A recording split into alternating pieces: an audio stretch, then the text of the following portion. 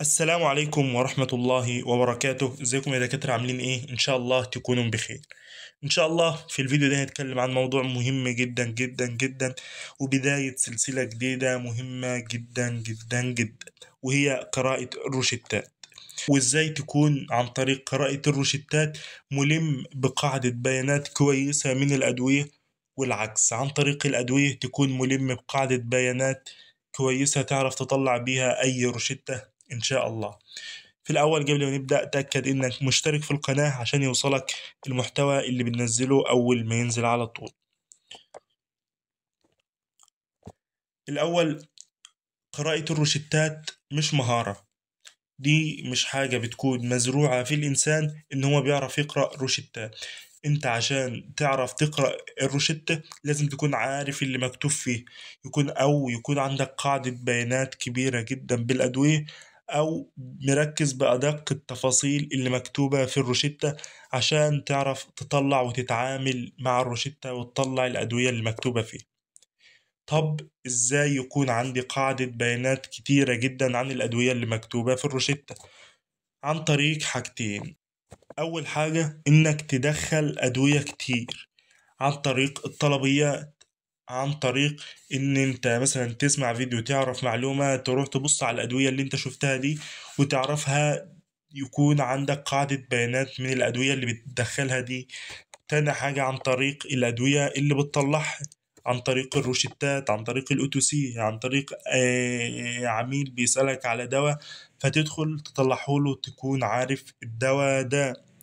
طب خلاص أنا عرفت الحاجات المفروض تكون قبل الروشتة.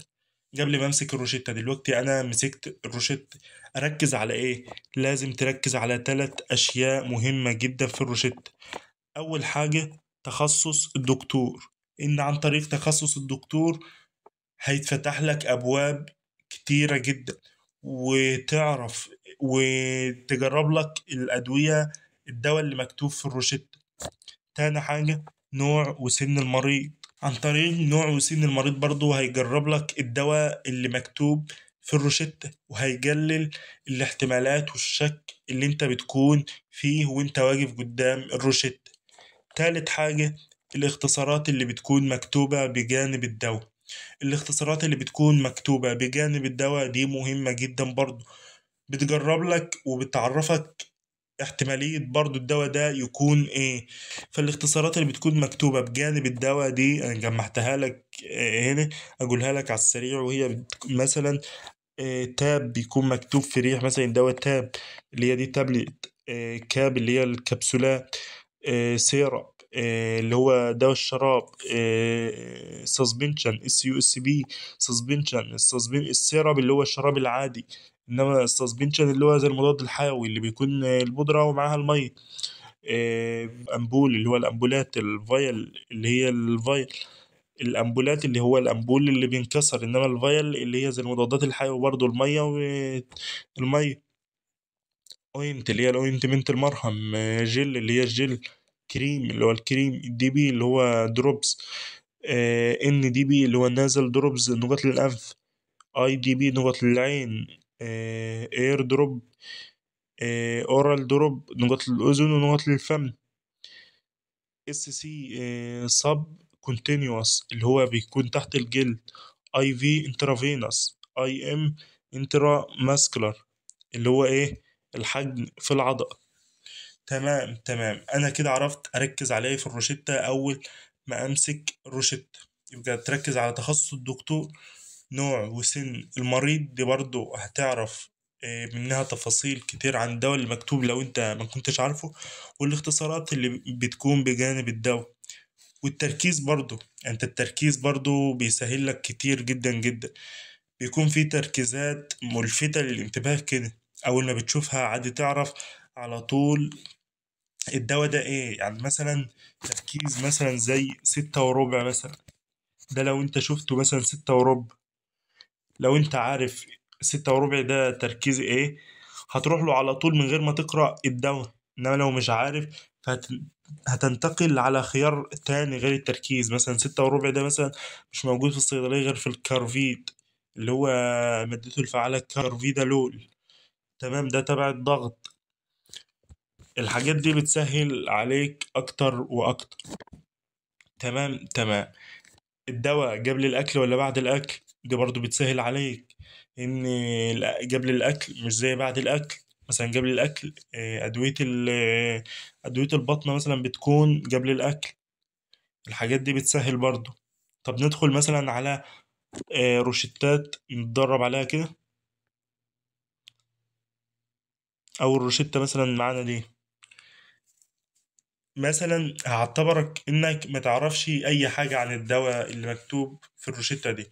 هتمسك الروشتة تتعامل معاها انك اول مرة تشوف كل اللي مكتوب فيه. تمام تمام. ودي مع الوقت هتتعلم اكتر واكتر، يعني هتتعامل مع الروشتة باحتراف. تمام تمام. انت الروشتة عندك اول ما مسكتها قبل ما تبص على اي حاجة، تخصص دكتور اسنان. فانت الاسنان، دكتور الاسنان تتوقع منه ايه؟ هتتوقع منه المريض الاسنان ده يا اما ياخد مضاد حيوي خافض للحرارة، لو في التهابات مضاد للالتهابات، بيكون فيها ألم فياخد مسكن. تمام، ده اللي بيكون محصور فيه. فانت دي اول حاجة، اول واحدة نعتبر ان احنا مش عارفين الدواء ايه. تمام تمام. دي تاب اهو معمول تي، تي تاب مثلا، تاب ماشي. ماشي. وقرص كل 12 ساعة. كورس كل 12 ساعة انت عادي تعديها، بس هي مش سهل، مش يعني ايه مش تتعدى برضه. مش حاجة، دي حاجة أساسية. مش حاجة مثلا زي خافض الحرارة تاخدها مثلا ايه، الجرعة بتاعتها بتكون كبيرة. تمام تمام. 1 جرام. 1 جرام دي لو انت ركزت من اللي بيتكتب في الروشتة، يا اما باراسيتامول، في باراسيتامول 1 جرام، برامول، دوليبران، ده بيكون 1 جرام. يا اما المضادات الحيوية بتكون 1 جرام برضه. فانت عندك دي مش باراسيتامول، وشكلها ما تهيأش ان هي مادة فيها باراسيتامول، فتكون مضاد حيوي. والمضاد الحيوي ملحوظة برضو، اغلب اللي بينكتب مش كل اللي بينكتب في المضادات الحيوية بتكون من عيلة السيفالوسبورت. تمام تمام. فانت دي لو انت او اي يو جي، لو انت بس مش عارفين الباقي اي يو جي، لو انت بصيت على الادويه المضادات الحيويه اللي من عيله السيفالوسبورت كلها، مش هتلاقي بيبدا بالاي يو جي غير اوجرام واوجمانتين. اوجرام، طب دي اوجرام؟ لا دي اوجمانتين. تمام. الماده الفعاله اموكسيسيلين وحمض الكلافيونيك. تمام تمام. طب تاني واحده تاب، وقرص كل 8 ساعات. انت عارف لو مكتوبه قبل الاكل، قبل ولا بعد الاكل نعرف، لان اللي مكتوبة دي الفانترن. الفانترن بتكون قبل الأكل. تمام تمام.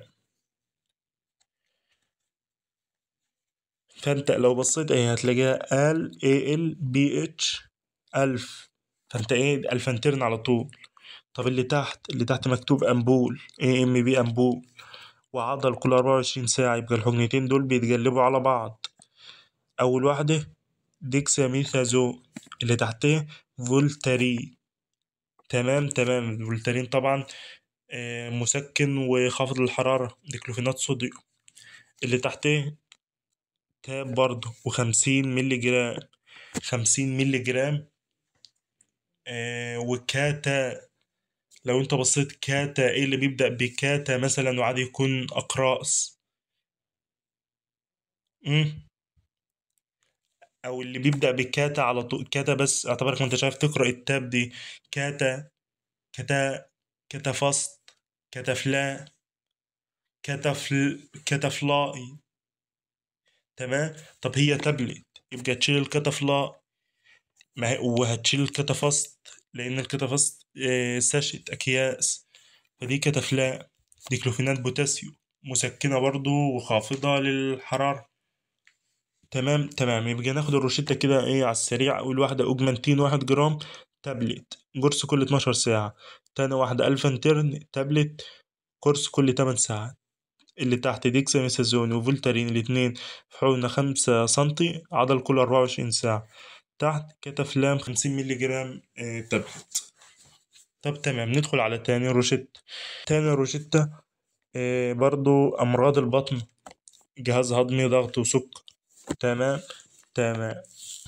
أول واحد التركيز، أو الأول هي كبسولات، كبسولة كل 12 ساعة بعد الأكل. دي قبل ولا بعد؟ كبسولة كل 12 ساعة بعد الأكل، و625 مللي جرام.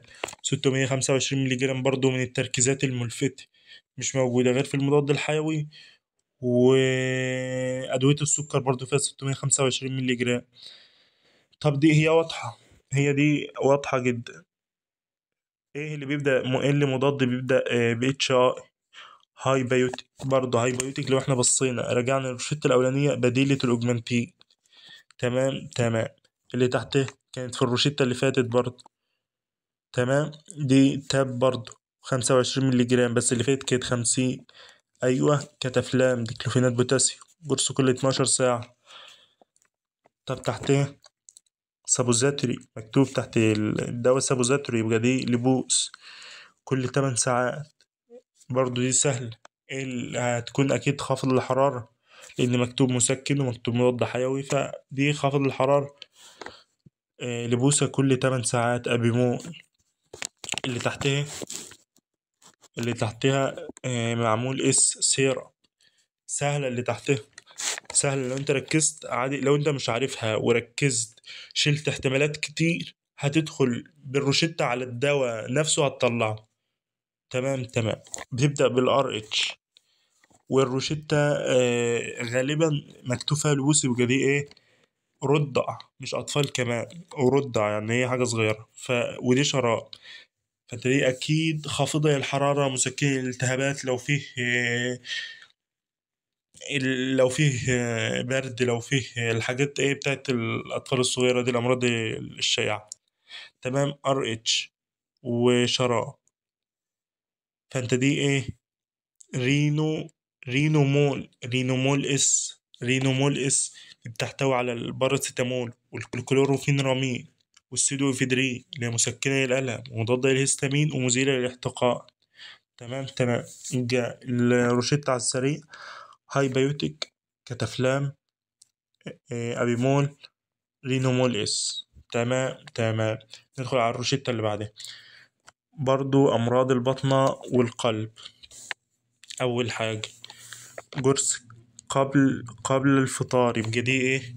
قبل الفطار برضو، دي تجرب المسافة عليك، وتركيز 40، تجرب المسافة أكتر برضو. فأنت دي حاجات ايه للحاجات البطنة، حاجات المعدة بتكون غالبا قبل الأكل. تمام تمام.